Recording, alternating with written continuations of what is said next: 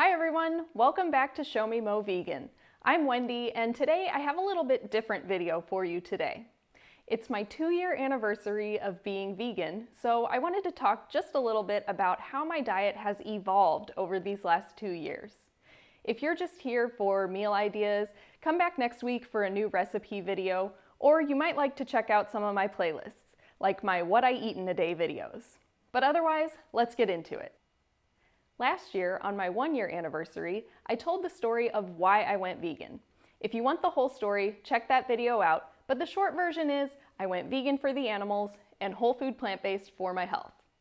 So what exactly do I eat and how did I get here? Well, just before going vegan, I did basically a paleo type diet.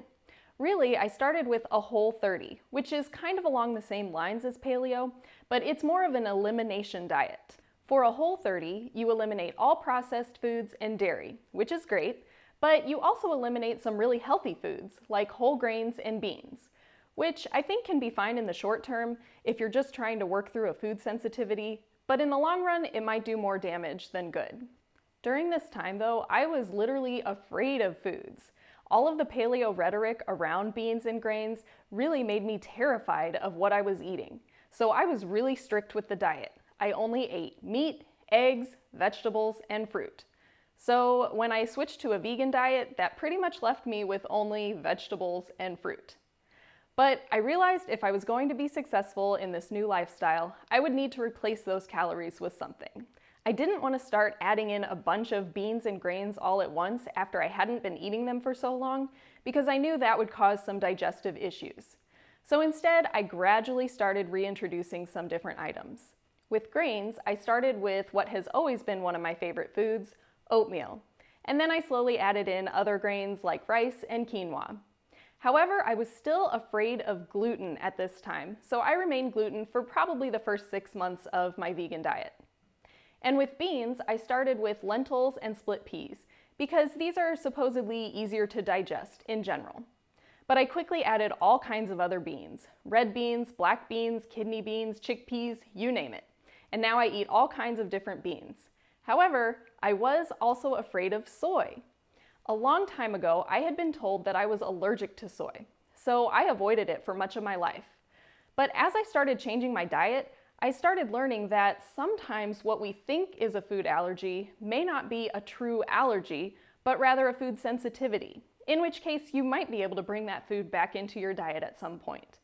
And I started wondering if this might be the case with me and soy. So I wanted to experiment with both soy and gluten.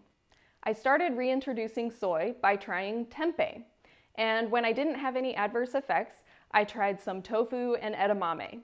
Still no problems, so I continued to eat these foods, and now I eat them regularly. With gluten, I tried some homemade whole wheat bread. It was made just with whole wheat flour, a little bit of maple syrup, yeast, and water. And I was totally fine after eating it.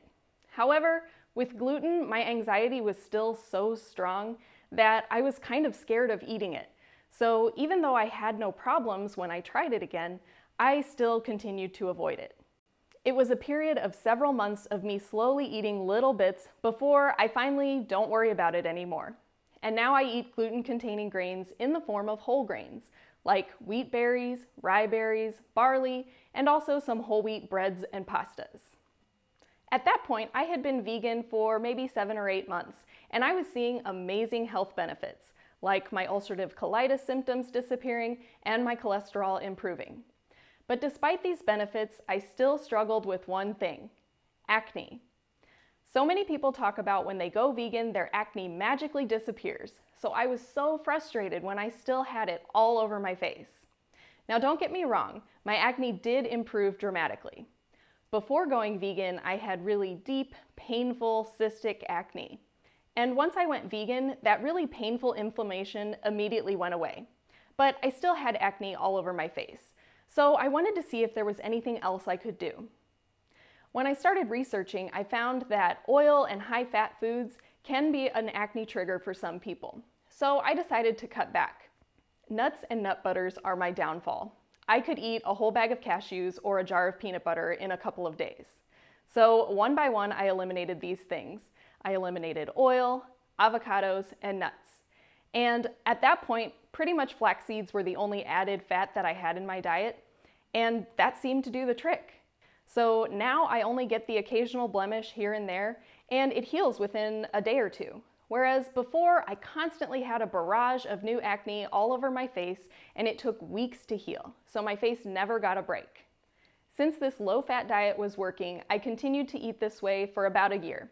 It's only been within the last few months that I've started slowly adding in a few more nuts and seeds into my diet again. And so far, so good. I still strictly avoid oil just because I feel so much better without it.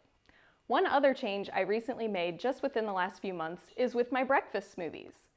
For the last 2 years, I've pretty much had oatmeal and a smoothie for breakfast every morning. But I used to just have a small smoothie to be an easy way to get some greens in with my breakfast.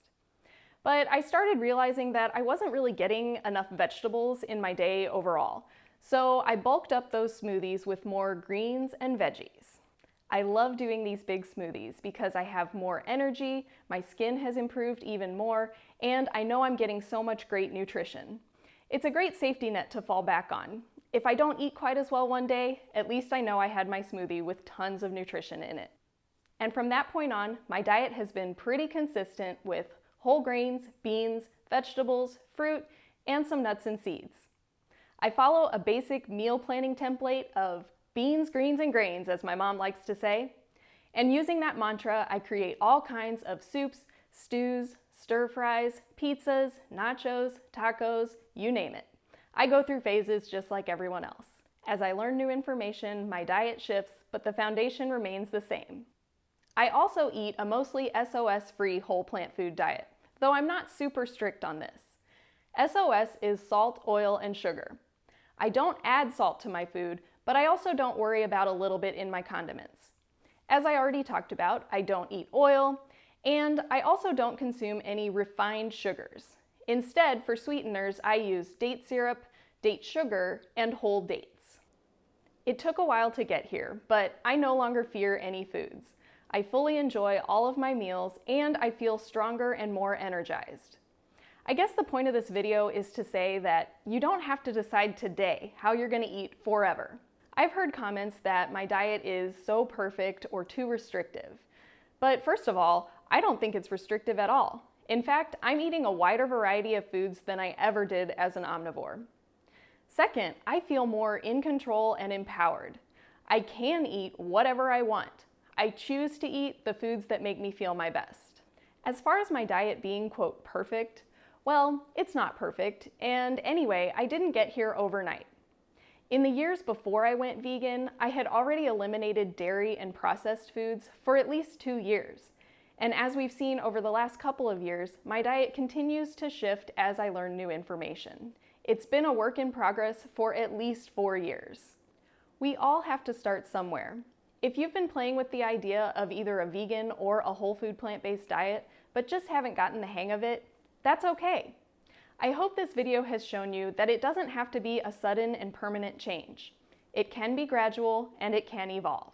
It doesn't matter what you eat at any given meal on any particular day. What matters is your overall eating pattern.